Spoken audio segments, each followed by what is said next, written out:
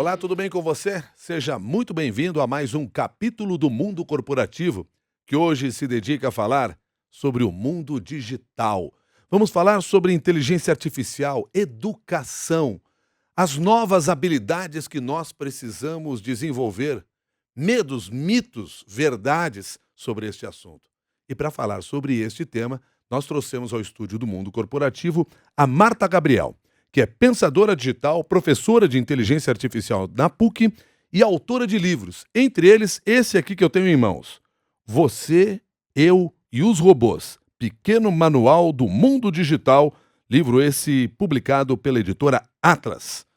Marta Gabriel, desde já, muito obrigado pela sua gentileza de estar conosco aqui no Mundo Corporativo. Um bom dia.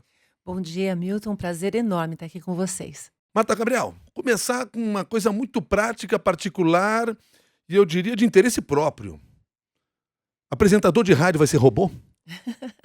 Então, do jeito que a inteligência artificial está evoluindo, todas as profissões, de apresentador de rádio, professor, médico, qualquer área, vai ter robô fazendo junto com a gente, né? Então nós seremos todos substituídos pelos robôs? Não, na realidade, os robôs vão substituir algumas coisas, mas o mais legal é que eles vão complementar outras. Então, por exemplo, hoje, você, durante a sua atuação na rádio, você tem que acompanhar mensagens, tem que fazer roteiro, tem que fazer um monte de coisa que você tem que fazer. O robô consegue te auxiliar, as inteligências artificiais, para te dar esse apoio. Que nem a gente usa o Waze hoje. Então, antes eu tinha que calcular a rota, ver para onde eu vou, pensar no tempo. Agora ele traz isso e aí eu consigo dirigir melhor. Então, é mais ou menos isso que a gente está falando, de ampliação e automatização. Automatizar o que é repetitivo e ampliar o nosso trabalho utilizando essas Na plataformas. realidade, a gente não percebe, mas os robôs já estão aqui nos ajudando em diferentes aspectos. Eu não sei se vou falar certo, mas quando eu vou buscar uma informação na internet, um robô está me ajudando a encontrar essa informação que eu não preciso mais armazenar no meu cérebro. Isso, exatamente. A gente já vem com esse processo há muito tempo, então a gente tem os bots, que são esses robôs que não têm um corpo físico, né? Esses bots, o Google usa, a Bing usa, N sistemas, a Amazon usa, quando você faz, há muitos anos já, né? As recomendações de que livro que você deve ler ou não. De uns anos para cá, os assistentes de voz, né? Então a gente tem Siri, Alexa, tem N, né? O Google Home, N. E aí, uma coisa interessante até, Milton, é que tem estudos que falam que no futuro a gente vai falar mais com robôs do que com seres humanos. Porque a gente começa a ficar cercado deles, eles fazendo um monte de coisa pra gente, a gente começa a dialogar com a casa inteligente, com a luz, com as coisas que estão ao nosso redor. Você dialoga hoje já com o carro, quando você, por exemplo, Isso, pede para fazer uma ligação telefônica enquanto está no carro. isso, Você já conversa com a máquina isso, em diferentes fatores, e às vezes a gente fica pensando isso em algo a longo prazo, mas nós já estamos agindo dessa maneira. isso. Isso nos remete à ideia de que o cenário será muito mais tranquilo para todos nós ou há motivos de preocupação? As 2 coisas, né. O que a gente está vivendo é um cenário mais complexo. O que que é um cenário mais complexo?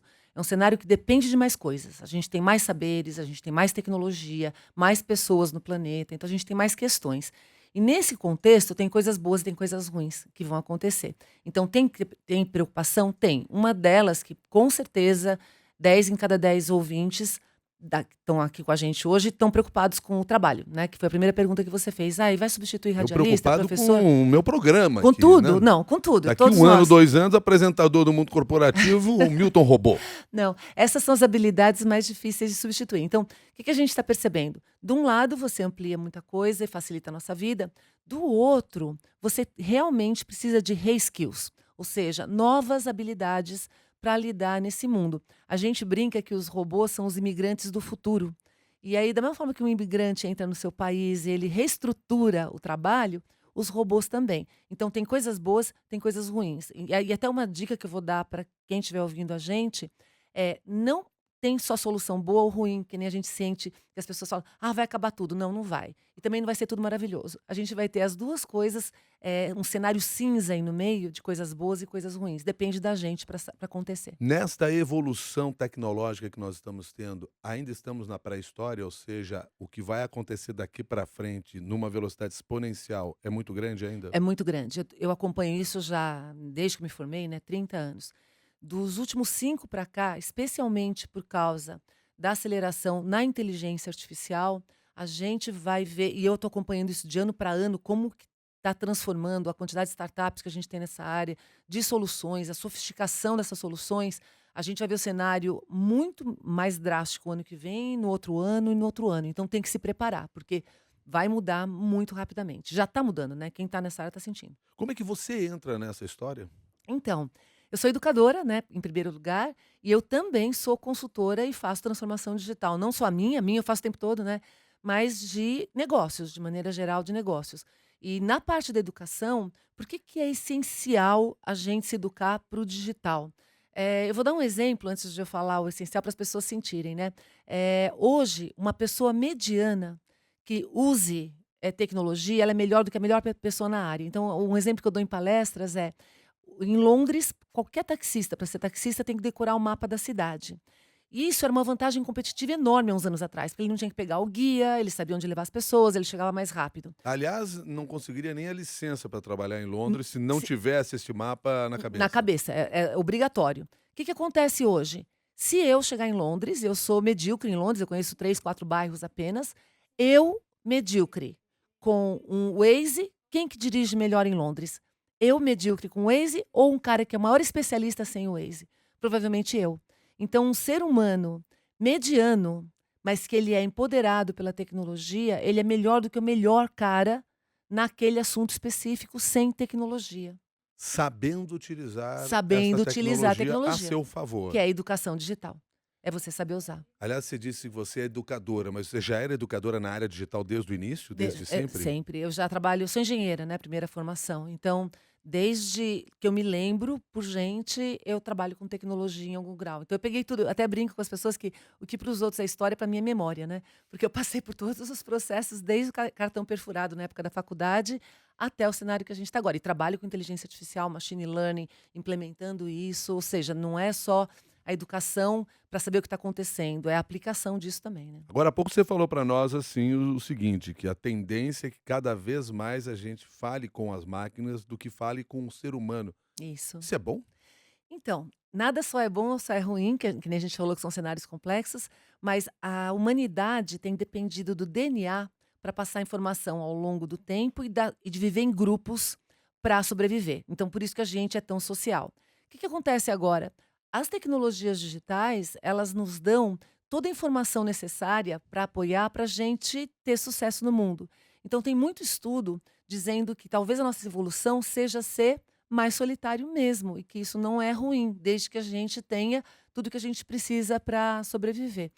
Eu sou cinéfila, tem um filme que é o Vigilante do Amanhã, que ele baseado em mangá até, que eu recomendo para o pessoal assistir, que fala um pouquinho sobre isso, desse cenário de a gente estar cercado de informação digital e aí a gente consegue ter, não precisa tanto do outro ser humano, né? Isso é polêmico, mas é o caminho que muita gente acha que a gente está indo, um isolamento digital. E nós teremos que saber nos preparar para viver neste mundo? Eu acho que sim. Eu acho não, eu tenho certeza que a gente tem que se preparar, porque estão mudando as regras do jogo. Então, uma das coisas que a gente tem que se preparar, os seres digitais estão cada vez mais entre nós. Isso vai desde, que nem a gente falou, os assistentes de voz, até robôs mesmo, né? Que vão estar na rua. Em São Francisco já tem robô que entrega coisa. A gente está com os drones, pilotados ou não, drones inteligentes. Então, eles estão entrando no cenário. E aí, o que a gente percebe? Que quem souber lidar com esses seres digitais é quem vai ser ampliado por eles e ter um futuro com eles. Quem não souber acaba sendo descartado. Então, até a gente, como sociedade, né, na minha opinião, que forma uma sociedade, tão melhor é a sociedade quanto ela trata os seus seres mais fracos, ou as pessoas que não conseguem vir acompanhando. Então, isso é uma responsabilidade social muito grande, eu acredito, em todos os países, a gente trazer as pessoas que precisam se educar também para isso. Num país como o Brasil, com a economia como ele tem, e a educação no nível que está, isso não é uma preocupação muito maior hoje? Não há um risco muito grande? Muito grande. Se você olhar no livro, tem vários estudos com relação à parte de tecnologia e economia. O que acontece? Países como. Eu tive em Israel ano passado numa imersão. Então, países como Israel, Alemanha, países que são altamente educados, Quando essa tecnologia chega, ela não tira empregos, porque é muito mais fácil para uma pessoa que é altamente educada se requalificar, utilizar isso e ampliar, então tá aumentando os empregos lá. Se você pega Brasil e Estados Unidos também tem uma boa parte da população que tem uma educação mais básica, né? O que acontece nesses países? Essa metade da população, que é uma quantidade muito grande, ela não consegue acompanhar tão fácil essa mudança. E aí a gente começa a ter a questão do desemprego. Aqui em São Paulo, os prédios substituídos por portaria digital remota já está tendo uma onda de desemprego entre porteiros, zeladores, bastante grande. A gente tem que resgatar essas pessoas que estão sendo desempregadas, né? Na realidade, nós vamos ter que preparar as pessoas para outro tipo de função, completamente Exato, diferente daquela que nós temos. exato. Só que eu imagino que essas outras funções, elas exigem níveis de conhecimento mais altos do que atualmente. Então, e esse vai ser o nosso desafio. Esse é o nosso desafio. E, inclusive, se a gente for pensar nisso, tem muita gente que fala: olha, em toda a revolução, a gente teve mais criação de empregos do que a gente teve de perda. Isso é verdade. Mas o que diferencia essa revolução que a gente está agora das anteriores? A velocidade. A velocidade é muito maior, né, mais dramática. Então, se você não tiver algum plano, alguma política que ajude essas pessoas rapidamente se recolocarem, a gente começa a ter uma questão econômica social e não uma questão tecnológica. Eu estou aqui enquanto falo com você, olhando a minha tela de computador, tem lá a imagem do Facebook com algumas participações de ouvintes. Aqui no meu celular eu tenho as imagens no Instagram também com participação de ouvintes. Ao meu lado tem um livro, que é o seu livro, né, que é totalmente tocável, seja lá como a gente chamar. O que eu quero dizer é o seguinte: eu tenho aqui uma série de estímulos na minha frente e eu tenho que conectar tudo isso para me conectar com você no que você está falando. Eu sou um cara que estou conectado ou sou um ser conectado? Porque você faz essa diferença no livro. Isso, eu faço essa diferença no livro. Por quê? Até uns anos atrás, a gente estava conectado em alguns momentos. Então você ligava o modem, entrava na internet, conectava e saía, né? Agora, você está o tempo todo por algum dispositivo, talvez exceto na hora que você está dormindo, né? E tem gente que mesmo dormindo fica naquele grau de expectativa de chegar uma mensagem.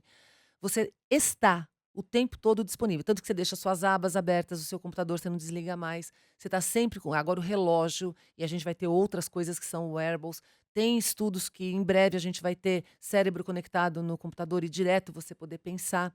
Então, se você for juntar isso que você está falando, todos nós, não é o planeta todo que tem gente que ainda não tem tecnologia o tempo todo para estar online, mas quando a gente tiver, e agora está vindo 5G, que é muito mais rápido do que o 4G e permite que vídeos baixem em segundos, o que vai acontecer? A gente vai ter cada vez mais gente no planeta extremamente conectada nesse cenário. E aí, isso que você está falando de você estar olhando não sei quantas telas juntas, um assistente poderia te ajudar para te trazer os inputs para você falar comigo. Você vai estar cada vez mais conectado. Até num grau que eu acredito que muita gente sinta, que quando você não está conectado, você começa a sentir crise de abstinência. Mas não é porque você está viciado em fazer determinados tipos de coisa, é porque aquilo apoia o seu cérebro, expande o seu cérebro para essas plataformas e te ajuda a pensar, a articular, né. E nós estamos falando, inclusive, na questão da combinação de conteúdos, porque aqui no Instagram tem um conteúdo, no Facebook eu tenho outro conteúdo, aliás, no próprio livro tem um terceiro conteúdo, e esse equipamento ele me ajudaria nesse sentido, quer dizer, Sim, essa máquina vai me ajudar a reunir fazer essa inteligência isso, trabalhar a meu favor? isso. E especificamente você. Então, você pegar hoje, alguns processos de machine learning, eles aprendem especificamente para detectar, por exemplo, doenças nas folhas na agricultura. Outros, eles aprendem a detectar rostos em situação de, tensão para emergência. Você consegue treinar para ser um assistente do Milton. Eu consigo treinar para ser um assistente da Marta. E isso amplia. Além disso, se a gente não fizer isso, tem vários estudos que CIOs, por exemplo, que lidam com complexidade corporativa, eles não dão conta mais da complexidade corporativa se eles não tiverem apoio de inteligência artificial. O ser humano, a gente, não sei se você está acompanhando, uma das áreas que eu acompanho bastante é a neurociência aplicada também, né? O ser humano, tem um estudo bem recente agora, que a gente nunca teve tão triste, tão ansioso, a gente está num grau de ansiedade como nunca na história. Então, a gente está entrando num grau também de colapso informacional. A gente não dá conta de aumentar mais e-mails, a gente já não dá conta dos que estão. Qual é a solução para isso? Não tem solução sem usar a mesma tecnologia que está afogando a gente, né? Ou seja, que está trazendo esse overload. A mesma tecnologia tem que tirar a gente disso, são essas tecnologias mais inteligentes. Quando você falou aí, você falou em explosão no conteúdo, é isso? Isso, a gente tá tendo o crescimento exponencial que a gente fala de tecnologia, que a gente está vivendo a era exponencial, que você conhece super bem.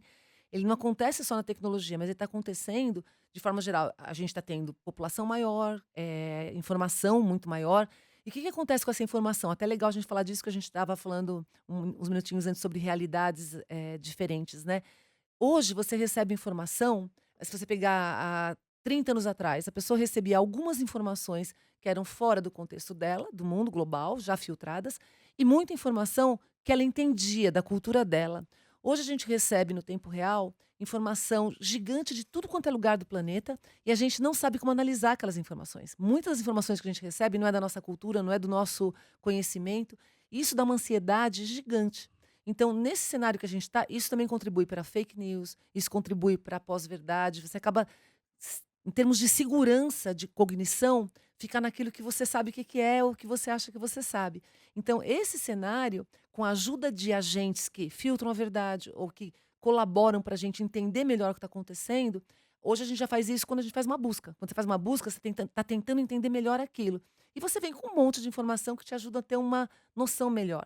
Imagina isso realmente aplicado para o seu background, mas o que a gente tem digital. A gente está indo para esse caminho. Tanto que muita startup que está surgindo hoje é para organizar documentos corporativos, startups de inteligência artificial, organizar o nosso dia a dia. Hoje, quando você para o carro no estacionamento, num shopping, o seu assistente já te diz: ó, já anotei o seu GPS do lugar onde você parou o carro. Ele começa a predizer, a fazer alguma coisa em advance, né? Ou antes de que você precise. Isso ajuda a Ele gente. pensa antes de você. Ele consegue prever, porque ele consegue analisar mais sinais. O cérebro humano não foi feito para analisar e processar 50.000 dados. A gente é bom para ambiguidades, a gente é bom para criatividade, a gente é bom para emoção. Então vou até pegar esse ponto que você chamou a atenção. O nosso cuidado vai ser, portanto, nos especializarmos nisso para o qual a gente é bom? Isso, exatamente isso. Não tentar competir com a máquina no Não, que ela atua bem. exatamente. Tem uma frase que eu falo que está em tudo quanto é lugar, que é assim: se você não quer ser substituído por um robô, não quer ser substituído por um robô, não seja um robô. A gente não tem que fazer o que o robô faz. Então, ao longo da história, conforme os robôs foram fazendo aquilo que eles são melhores para fazer do que nós, que a gente tinha que fazer porque não tinha quem fizesse. Aí o robô veio e fez. A gente pôde ir subindo de grau de intelectualidade e estratégico. Então, quais são as habilidades de agora? As habilidades humanas. E entre elas, a mais importante, na minha opinião, tem três que eu acho que são importantes, que eu falo que são os três E's, que é ética, emoção e empatia. Mas a emoção é o que faz a gente ser humano. A emoção, eu acredito que no futuro as máquinas vão ter emoção também, mas vai demorar ainda algumas décadas aí. Mas a emoção é o que faz a gente tomar decisão. A emoção separa a gente, faz a experiência ser bacana. Por isso que em marketing, em business, a gente tem falado tanto de propósito e tanto de emoção. Né? É a experiência. Você falou e eu quero que você aprofunde para mim um pouco mais. Você falou dos 3 E's: ética, emoção e empatia. Isso. Essas três coisas hoje as máquinas não conseguem fazer. E por umas 3 décadas elas não vão conseguir fazer. Criatividade, a máquina faz. Criatividade é você conectar e combinar coisas para trazer resultados novos. A máquina consegue combinar muito mais sinais desde que ela aprenda alguma lógica, né? Então, várias coisas que era do ser humano a máquina já está fazendo. Agora, essas três coisas, ó, empatia é biológico, né? Você tem que sentir, espelhar o outro. Máquina não faz isso. Ética depende de negociação. Então, ética é uma das coisas que a gente mais discute. Eu tive num evento do MIT. Todo ano vou para um evento bem bacana que o MIT faz no primeiro semestre. Eu tive num evento que falava de inteligência artificial. Esse ano a maior parte foi focada em ética e China, né? Porque a China está entrando com tudo nisso. A ética é o que vai dizer se a gente vai criar máquinas e sistemas que tenham preconceito ou não, máquinas e sistemas que respeitem a gente também. A ética é negociada entre os grupos, não é uma coisa que você consegue impor, depende de, né, vários players. A gente tem que trazer as minorias para a discussão em inteligência artificial também, por isso que eu acabei escrevendo esse livro mais focado no público em geral. E a terceira coisa, que é a emoção, o que que faz a gente tomar decisão na realidade como ser humano? Não é a lógica, é a emoção. Então, eu vou dar um exemplo para você. Imagina, e aí qualquer pessoa que está ouvindo, falando com a gente aqui, imagina que você esteja vivendo. Imagina que você não possa sentir nada. Você não tem nenhum tipo de sentimento. Portanto, você não tem nem dor nem prazer, ok? Você não sente. Se você não sente, qual é a diferença de você viver no pior pântano do planeta ou viver na praia mais paradisíaca? Nenhuma. Você está vivendo. Se você não sente dor, você não sente prazer, você não sente alegria. Então, o que separa a gente das máquinas, que é a ordem lógica, estou vivendo, não importa onde, porque eu não estou sentindo nada, é o sentir. E o que a gente percebe? Que um monte de gente, por causa da sobrecarga informacional e desse, né, overload mesmo que a gente está vivendo de tecnologia, de tudo, está se robotizando e para de prestar atenção no outro, que é a coisa mais importante, que é o ouvir o outro, a emoção que você causa no outro, aquilo que você resolve na vida do outro. Isso vale para as marcas, isso vale para as empresas. Então, tem empresas hoje que ganham prêmios de atendimento ao consumidor se for no roteiro. Saiu do roteiro, você não tem uma emoção, você é tratado com uma lógica que é máquina, que não é humana, né? Bom, nós estamos conversando com a Marta Gabriel, autora do livro Você, Eu e os Robôs, Pequeno Manual do Mundo Digital, editado pela Atlas. E aproveito e faço essa citação até para atender aqui o Gemison, que participa da nossa conversa através do Facebook. Ele diz assim, qual é o nome dela? E aí ele põe aqui duas expressões com interrogação, que imagino seja uma provocação para se pensar sobre esse assunto. Lógico. Tutores inteligentes, professores virtuais? É ótima pergunta, maravilhosa, porque a gente tem falado disso. Eu tenho um outro livro que é o da educação na era digital, né, a revolução da educação. Tutores inteligentes e professores digitais cada vez mais vão ser não só disponíveis, como necessários, essenciais. O que acontece hoje? Como que um professor tem atuado? Primeiro que ele fica passando conteúdo. Você não precisa mais de professor para passar conteúdo. Os conteúdos estão disponíveis de uma forma muito maior e mais ampla na internet. E esses assistentes conseguem separar os conteúdos para a gente. Se você for pensar em tutores digitais, o que um tutor faz? Ele vê aquilo que você precisa saber melhor. E aí ele fala, ó, você tem que estudar isso, isso, isso para você chegar numa competência tal. As máquinas conseguem fazer esse link de uma maneira melhor. Para que vão servir os professores daqui para frente? Que, aliás, tem 3 profissões, professora é uma delas, que pensam que estão ameaçados. Eles estão ameaçados do jeito que eles eram, mas que para o futuro são essenciais, que é bibliotecário, jornalista e professor. Por quê? O que o professor tem que fazer? Não mais repassar o conteúdo, ele tem que causar a reflexão. Então, aquilo que a gente faz utilizando o Waze, um assistente de voz, perguntar, e aí eu tenho respostas para eu refletir o que pode ser, essa é a função do professor, ele fazer uma curadoria, ele fazer uma tutoria, ele dizer, inclusive, quais assistentes que são interessantes, para gerar discussão e pensamento crítico. Essa é a habilidade essencial que a gente tem. E é totalmente diferente do que era ser professor há alguns anos, quando eu tinha que passar conteúdo, porque não tinha conteúdo disponível no mundo. Então, o jornalista é igual. O jornalista, eu até vou voltar só um minutinho, professor. Hoje o sistema de... Por que a gente tem prova? A gente tem prova para garantir que alguém tem uma habilidade mínima naquele conteúdo para poder passar. Prova é um absurdo. A gente deveria ter sistemas inteligentes que vão testando a gente e mudando as perguntas, ajudando a gente a chegar naquela competência e todo mundo passar. Ao longo do próprio curso. Ao longo do próprio curso. Então, se você tem mais dificuldade, que nem eu fiz doutorado em artes, minha formação inicial era engenharia. Então, tinha coisas que eram óbvias, coisas óbvias para os outros que não eram para mim. Se eu tivesse um tutor digital que ia me tutorando nesse caminho para chegar lá, em vez de eu ter que descobrir todas as... Seria sensacional. E o professor que está na sala de aula, ele faz a reflexão. Então, isso do adaptativo, de ele te ajudar e para todo mundo chegar na mesma competência, centralizado no aluno, isso é o futuro da educação. Vai ser assim, porque a gente não vai aguentar outra maneira. Mas você falou 3 profissões aqui, eu estou vou interessado falar. numa delas especificamente, que é de jornalista, porque daí você respondeu a primeira pergunta que eu fiz para você já me deixou mais tranquilo, e a segunda é bibliotecário. Isso. Ó, tanto jornalista, quanto professor, quanto bibliotecário, o que a gente era? Guardador de informação para os outros. Então, a gente dava informação para o outro, a gente era o filtro que levava informação para o outro, porque o outro não tinha onde pegar essa informação. O que acontece hoje? Quando tem algum evento no mundo, que nem teve a Maratona de Boston, que teve um atentado, o jornalista não vai chegar a tempo. Quem vai capturar o furo é o corredor, é o público que está ali. A função do jornalista é explicar por que aquilo aconteceu. É uma outra habilidade. Então, em vez de correr atrás do furo, que um monte de gente corria, e ainda tem gente que corre atrás do furo, né, e fica todo mundo repetindo a mesma coisa, o que as pessoas precisam saber é, nesse mundo complexo, Por que que aconteceu isso? Se você não sabe por quê, onde mais aconteceu? Quais são as consequências de você ter um atentado numa cidade como Boston? Ou um tsunami que aconteceu no Japão uns anos atrás? Ou eu preciso de gente que ajuda a pensar, que é a mesma função do professor. E no caso do bibliotecário, antes o bibliotecário era um cara que virou um índice. Lá no Passadão, não, né? No Passadão, nem o jornalista, nem o professor, nem o bibliotecário eram índices. Eles eram as pessoas que ajudavam você a refletir. Você ia para um bibliotecário e falava: olha, eu tenho esse problema, o que que você me recomenda para que eu consiga? E ele recomendava. Ele acabou virando um cara que te diz o índice das coisas, você busca direto.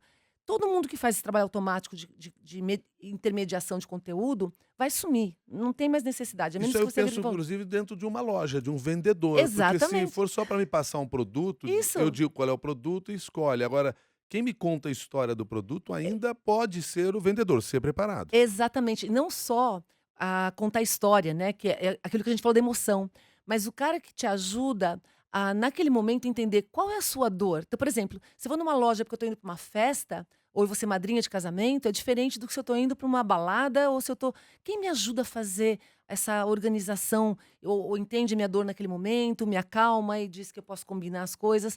Então, é uma outra habilidade. O robô te ajuda a ver as opções todas e te dá soluções. E aí você. Posso falar uma coisa só para todas essas áreas, e até para quem está ouvindo a gente, quem tem educação? Ó, as máquinas respondem tudo o que você perguntar. E elas dão várias respostas. O humano daqui para frente para fazer perguntas. E a gente não foi educado para perguntar.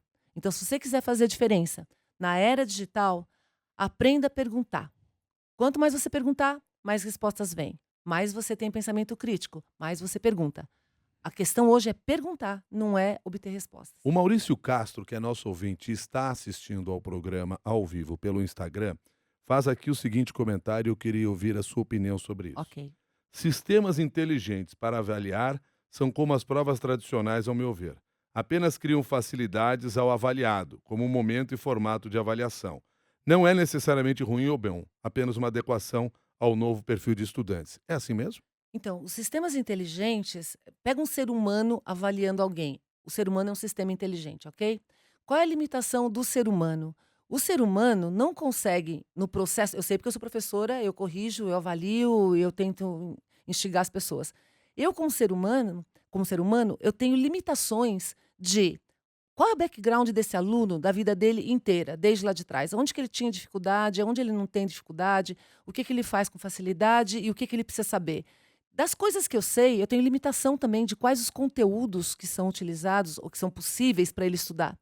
Uma máquina, para fazer esse match, ele está respondendo errado isso aqui. Quais são as outras possibilidades que ele tem aqui em função do que ele está lá? Ela consegue fazer esse processamento, nem que eu tivesse todas essas informações, eu não consigo fazer em tempo real, como eu não consigo fazer a rota do Waze. Então, aonde que essas máquinas conseguem ser, elas podem chegar nessa inteligência delas, onde que elas conseguem ser melhores do que a gente? Nesse processamento e na parte de dados. Agora, para que essa máquina faça isso, é bem interessante falar isso, né? Para cada chatbot que existe no mundo, tem toda uma equipe por detrás de humanos fazendo curadoria e trabalhando com outras habilidades. Então, em vez de você ter um monte de ser humano repetindo coisas como era feito antes, você tem seres humanos fazendo curadoria, alinhando essas máquinas, é aquela etapa que eu falei adicional, para que ela funcione de maneira adequada. O que é um chatbot? Então, chatbot é um daqueles bots que eu falei, né, que são inteligências que não têm corpo, que são especificamente programados para conversar com a gente. Pode ser só programados, que eu digo não é programação, eles são projetados, tá? A palavra melhor é projetados para dialogar com as pessoas, para fazer atendimento, para tirar dúvidas, etc. Pode ser tanto com texto, né, textual, quanto fala, né, com a linguagem natural falada, não só a escrita. Então, hoje a gente está vendo a ascensão desses chatbots para bancos, para grandes varejos, para várias áreas, e eles realmente têm tido um índice de satisfação dos consumidores ou dos interatores maior do que eram os índices de falar com humanos. Então, é isso que eu falei antes. Não adianta um humano robotizado falando comigo. Eu preciso de um humano emocionado. Então, o que a gente está falando esses bots, eles tiram um monte de dúvidas que antes eram repetidas em árvores de decisão por seres humanos. Agora, quando você vai para um ser humano que chega naquele grau, eu quero falar com um humano, tem que ser humano mesmo que manja do que está falando. Então, é um outro grau de relação, vai com. Deixa eu aproveitar aqui uma questão apresentada pelo Carlos, que é a seguinte: a turma dos recursos humanos dentro das empresas vai ter que começar a se preocupar porque vai ser substituído por máquinas para a escolha dos profissionais? Na realidade, eu acho que com os RHs, de maneira geral, eles têm que fazer a transformação digital. Eu trabalho com grandes corporações e o primeiro lugar que tem que ser transformado em qualquer empresa, pequena, média ou grande, as pequenas às vezes não têm, infelizmente, né, um departamento disso, mas é o RH. Por quê? É totalmente diferente hoje o tipo de habilidades. Quer ver um exemplo que o RH precisa se transformar? Como é que a gente aprende? Antigamente a gente aprendia com 70% de educação formal em sala de aula, 20% a gente aprendia com outro 10% sozinho, porque a gente não tinha muita opção de conteúdos. O que acontece hoje? Você, eu, a gente aprende 70% sozinho. A hora que eu tenho alguma dúvida, eu vou lá, faço uma busca, eu acho um vídeo que me explica, eu acho que e você acaba fazendo isso. 20% com os outros e 10% formal, né?